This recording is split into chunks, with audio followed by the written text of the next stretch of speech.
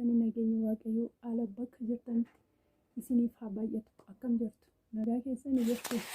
Jiruuf jireenya akkamii? Hunduu bareedaa nuti jirraa. Nagaa keenya akkamii isin jirtu? Nagaa keessanii jiruuf jireenya akkamii? Hunduu bareedaa.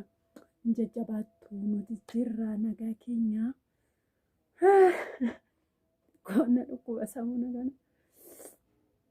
Innaa har'a maal isin agarsiisuu dhufe seetanii haala ittiin jechuun beekuus dandeessu, kan hin beeknes jiraachuu dandeessu jechuudha. Haala ittiin mooqii deessuudhaaf hojjetanii isinitti agarsiisa jechuudha. Maal akka itti dabaluu qabdan mooqii keessatti hanqiitii jedhama jedhee dubartii deessuun kan hin dhugdu. Innaa isa sin agarsiisuun dhufe jechuudha. Mucayyoo fira koo tokkotu naa qopheessinaan jedhee isheen xiqqoo haalatti mijanne ijoollees qabdi waan ta'eef silaa'uu nan ta'a maalan hojjedhaa siin qopheessaan jedheeni amma isheedhaan qopheesse jechuudha. Kana ganaa ammasee daaksisuu bichaa naa hafe malee hundayyuu funaaneera. Yeroon funaanu sin agarsiifne. Mooqii keessatti aynata meeqatu nama seetanii? Aynata baay'ee jechuudha. Aynata 16 ta'uu qaba. Isti 1 2 3 4 5 6 7 8 9 10 11 16 jechuudha. Amxiitii bichaadhaaf aynata 16tti dabalee daaksisaa fiira jechuudha. Tokko kuno misingaa jechuudha. Kuno misingaa ishee diimtuu jechuudha. Hin beektu. Misingaan itti dabalamaa garuu ittiin baay'iftanii akkuma baay'ina midhaan keessanitti jechuudha. Aajjaa faana daakama waan ta'eef misingaan jira. Misira duudaa kanas miicee qopheessee hundumayyuu funaanee qopheesseera. Kunoo misirri duudaas jira. Misira duudaa jechuudha.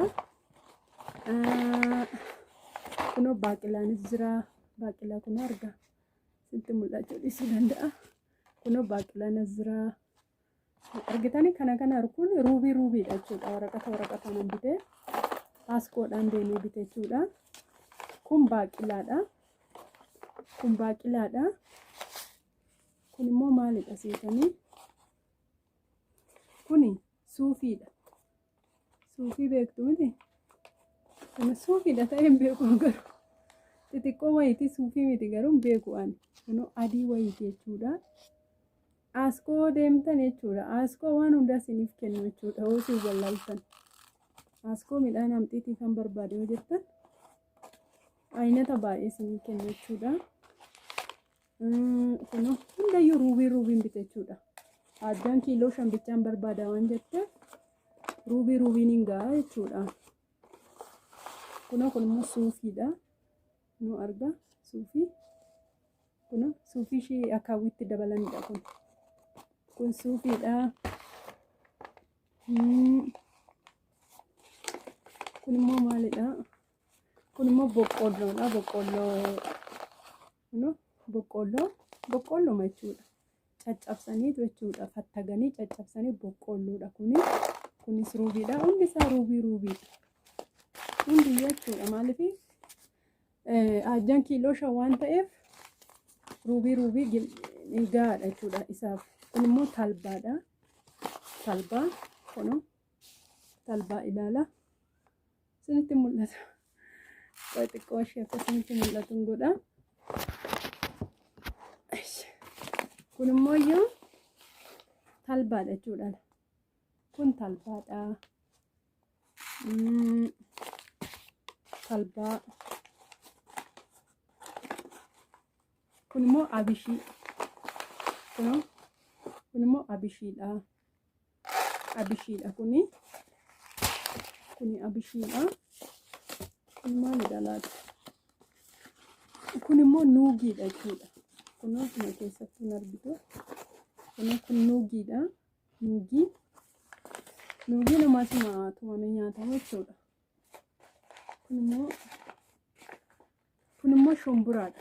Shumburaa duudaa jechuudha. Kuni shumburaadha. Argaa dabalama jechuudha boriisa. Kun immoo luuziidha jechuudha. Ocholoonii jechuudhaan kun immoo ocholooniidha. Kunis ruubiidha, ocholooniidha. Kun ocholooniidha.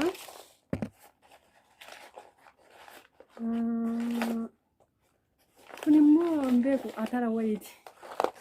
Akka atara fakkaatti garuu hin beeku ani maal akka taate. Garuu mulluu ishii affeelamte jechuudha biyya kanatti. Atara wayii fakkaatti. Kunis ruubiidha jechuudha.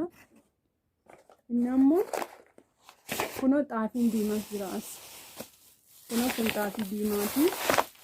Xaafii diimaa gimmaashaa hin baay'ata waan ta'eef kunoo xaafii diimaati kuni. Xaafii diimaa. Kun immoo garbuu marqaadhaaf ta'u amma samaasa jechuudha. Kunuuti kun kiiloo tokkodha garbuun homaa hin godhu jechuudha. Inni qamadii diimtuunis jirti. Saarbisiirra jira. Kunoo qamadii diimtuu laala. Qamadii diimtuudha kuni. Kun kiiloo tokkodha jechuudha qamadii diimtuu. Ajjaan immoo as jira jechuudha. Ajjaan baay'eedha. Kunoo ajjaas ilaala. Ajjaan amma kanadha jechuudha. Kiiloo 6 ta'a garuu baay'ata xiqqeessi janaan jettee firraan biseen jira jechuudha ajjaan. Inna haala kanaanii maaliif ammi kun maaliif itti dabalama seetanii dubartiin tokko yeroo deesse dugdi ishii baay'ee dhukkuba waan ta'eef kun immoo waan baqa firaafirii adda addaa qibaatii adda addaa qaba waan ta'eef isheedha dugda ishiitiif gaariidha jechuudha. Dafteetu bayyanatti jechuudha hin miidhamtu. Isheedha malkii ishiitiifis bareedina ishiitiifis baay'ee ishii wanni ta'a ishii fayyada jechuudha. Mucaa ishiitiifis yeroo hoosiftu baay'ee ariifiidha jechuudha. Innaa akkasittiin haala kanaanii hojjedhee fi hojjechaaf hin jira. Kana buriin hin hammasama jechuudha. Qoba qobaatti kun hundinuu aynata 16dha. Kun hunduu hin hammasamaa. Erga hammasee booda walitti hunda isaa walitti daddabalee daaksisaaf jechuudha. Siniin jedha. Akkasittiin haala kanaan qopheessaaf jira. Midhaan kana immoo dhugaa yeroo tokko tokko Finfinnee jiraachuun bareeda. Maaliif iseetanii yoo wallaaltan illee hin rakkattanii jechuudha. Dammoo amma baadiyyaatti osoo midhaan naa qopheessaa jettanii waan akkasii kana firaafirii adda addaa kana hin argatan jechuudha suuqiirraa. Asii garuu biyyuma adda addaati fidanii suuqiitti gashu jechuudha askoorratti. Inna aynata adda addaa argattu jechuudha. Dammoo omaayyuu nama dhibu jechuudha. Waan amxiitiidhaaf ta'uun barbaada yoo jettan hundumayyuu yoo gimmaasha barbaaddan gimmaasha isinii kennu. Yoo ruubii jettaniin hundayyuu ruubii isinii kennu. Qola kanatti naqaniitu. Inna askoon baay'ee ariifiidha jechuudha. Warri as Finfinnee keessa jiraattan hin rakkattan jechuudha. Haala salphaadhaan midhaan qopheeffattu jechuudha. Midhaan marqaa soo barbaaddan achi jira. Midhaan amxiitii soo barbaaddan achi jira. Waan barbaaddan deemtanii achi isaan sinii kennu sin fiddanii dhuma manatti sooftanii funaannattanii ammasattanii daaksifachuu bichaadha. Baay'ee sin rakkisu jechuudha. Namni baay'een hin beeku jechuudha. Haala amxiitiitiin hojjetatanii. Marqaan illee homaa mana nama dhibu marqaan waanuma aynata 3 moo 4dha. Amxiitiin garuu aynata baay'eetu itti nam'u qaba jechuudha. Baay'inaanis isheen amxiitii dhuguu qabdi jechuudha dugda ishiitiif. Inni akkasitti haala kanaan qopheesse. Yoo manuu qopheessii jettan dawwala. Nu qopheessee Elsaa yoo jettan namni daawudhaaf jettan naa dawwala isiniif kan qopheessan siniin jedhaani. Like share naa godhaa. Warri haaraa taatan subscribe godhaa. Baay'een isin